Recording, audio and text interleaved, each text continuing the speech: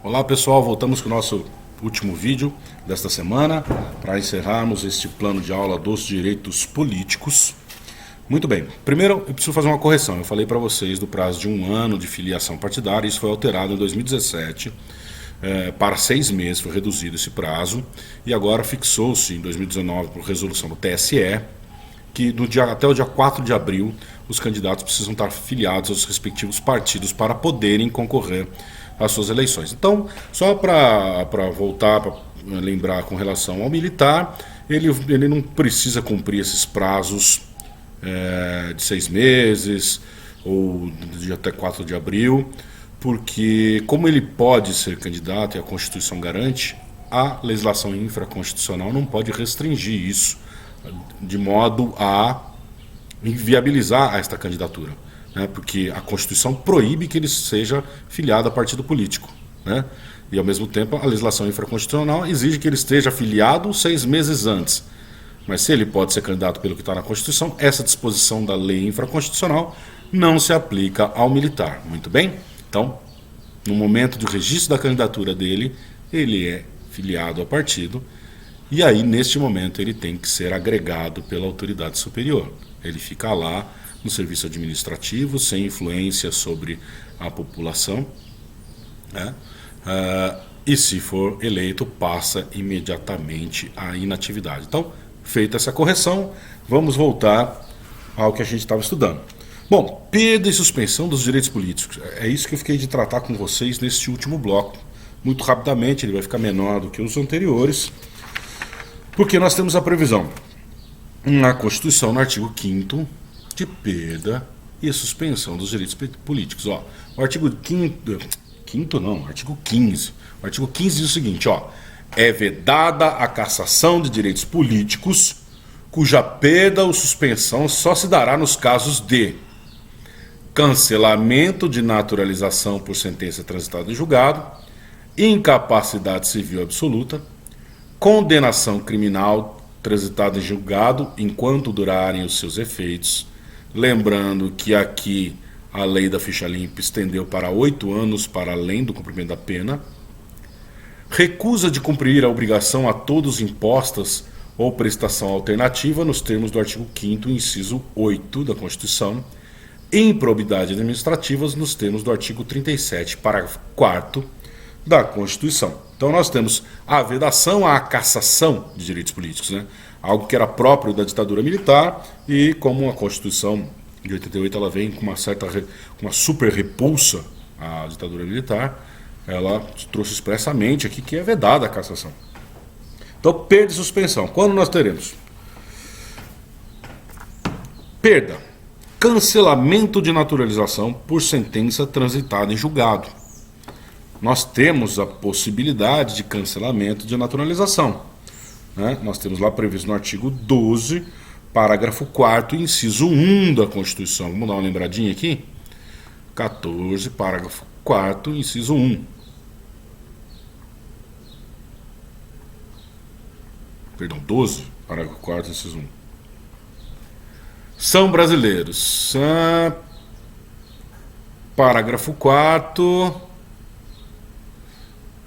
Será declarada a perda da nacionalidade do brasileiro que 1. Tiver cancelada a sua naturalização por sentença judicial em virtude de atividade nociva ao interesse nacional. Nós já estudamos isso, né? Então, quando nós tivermos o cancelamento da naturalização e esse cancelamento é definitivo, sem a possibilidade de reaquisição da nacionalidade, nós temos então a perda dos direitos políticos, né? Estrangeiros, como nós vimos, são inalistáveis.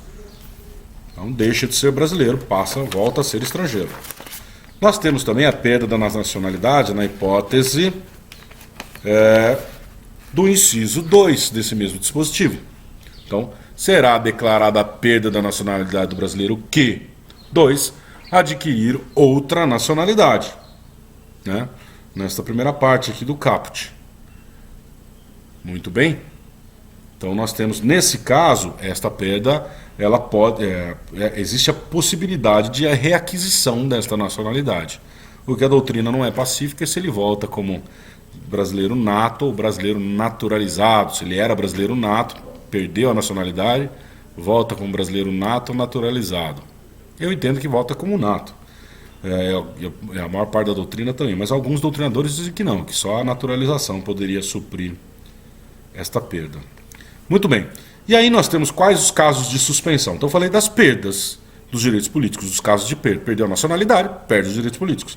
E no caso de suspensão, incapacidade civil absoluta, nós já vimos, condenação criminal e seus efeitos, já falei também, recusa de cumprir obrigação a todos impostas ou a prestação alternativa. Bom, aqui nós temos aqueles casos de escusa de consciência, em que algumas pessoas que têm alguma determinada fé não exercem o serviço militar obrigatório, porque esta fé proíbe isso, proíbe o exercício militar obrigatório.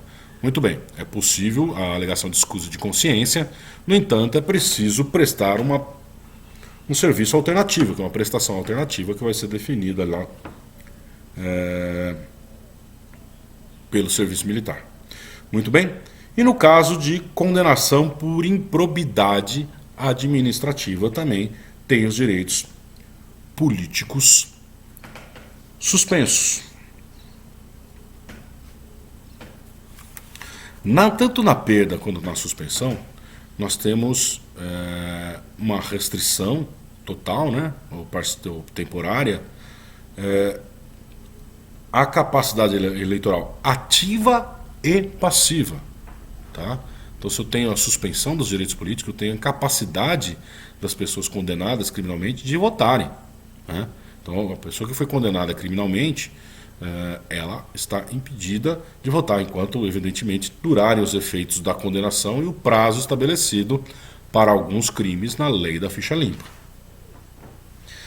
Além disso, para finalizar, eu gostaria de lembrar aqui para vocês que nós temos o princípio da anterioridade, que eu já falei para vocês, que está previsto no artigo 16. Então, toda vez que nós tivermos uma lei que altera o processo eleitoral, esta lei tem que observar esse prazo que está estabelecido aqui. Então diz lá: a lei que alterar o processo eleitoral entrará em vigor na data de sua publicação, não se aplicando à eleição que ocorra até 1 ano da data de sua vigência. Tá? Então, publicou, entra em vigor, mas só que ela não se aplica se tivermos previstas eleições em prazo inferior a 1 ano da data de vigência dessa lei. Muito bem? Gente, pessoal, paramos por aqui, encerramos o plano de aula dos direitos políticos. Falei com vocês sobre o conceito, falei sobre os direitos políticos positivos, os direitos políticos negativos, as inelegibilidades absolutas e relativas. Falei para vocês da capacidade eleitoral ativa e passiva. Trouxe algumas decisões do STF sobre inelegibilidade relativa, tanto para a reeleição quanto reflexa. Esses temas são cobrados em concurso, por isso que eu trouxe para vocês esses casos. Falamos das condições especiais aplicáveis aos militares, perda e suspensão dos direitos políticos, e do princípio da anterioridade aplicável à lei que altera o processo eleitoral. Muito bem? Então ficamos por aqui. Tenham uma ótima semana. Um grande abraço a todos.